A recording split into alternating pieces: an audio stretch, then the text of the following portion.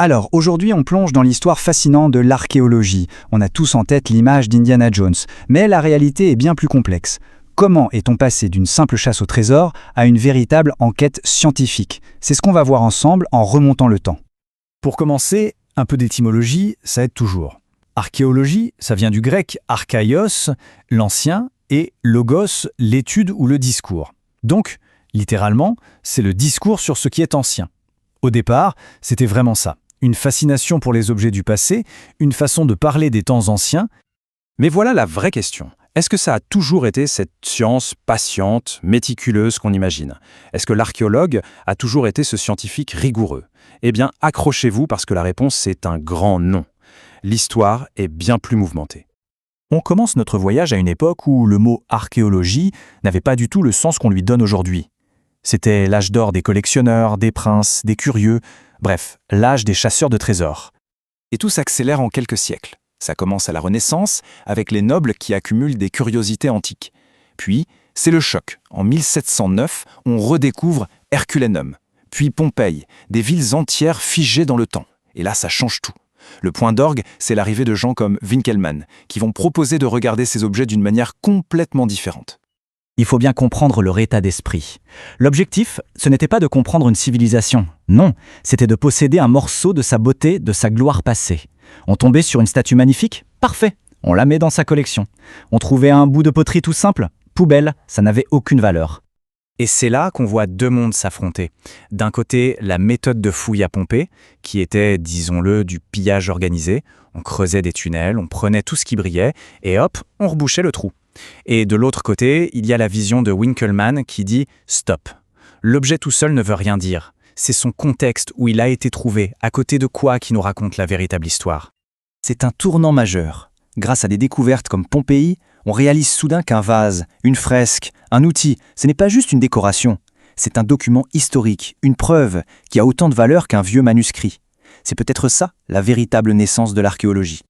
Arrive ensuite le 19e siècle, une époque de révolution scientifique dans tous les domaines.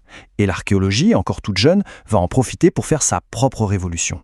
Elle va commencer à emprunter des outils à d'autres sciences pour devenir, une science à part entière.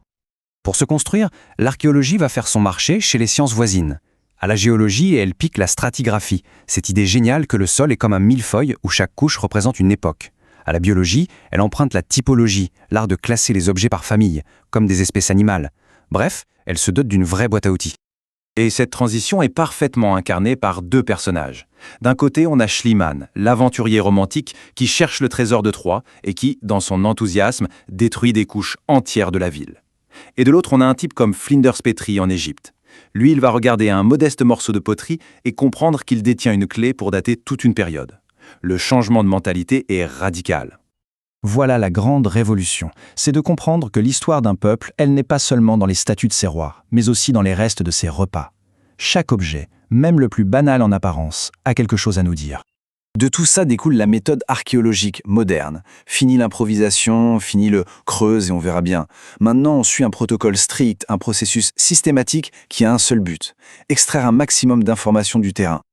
Aujourd'hui, un projet archéologique, c'est un peu comme une enquête en 3 temps. D'abord, la prospection. On cherche les indices pour localiser le site, la scène de crime. Ensuite, la fouille.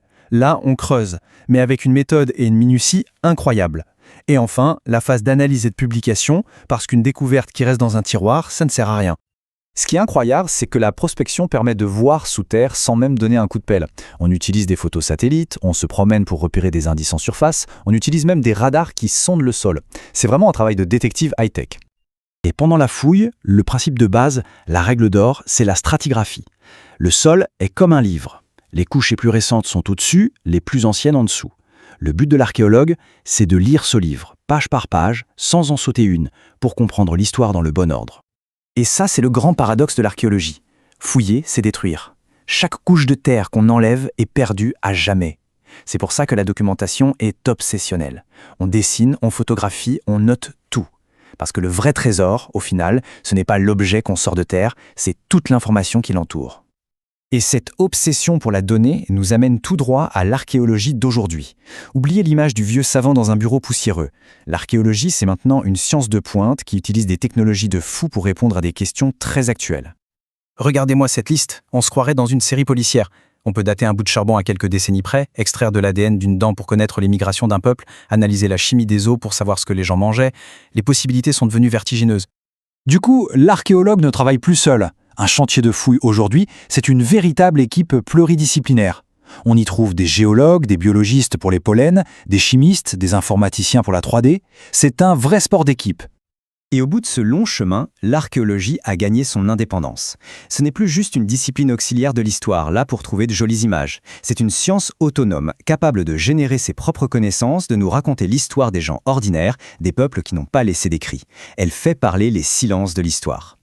Tout ça nous amène à une dernière question, un peu vertigineuse.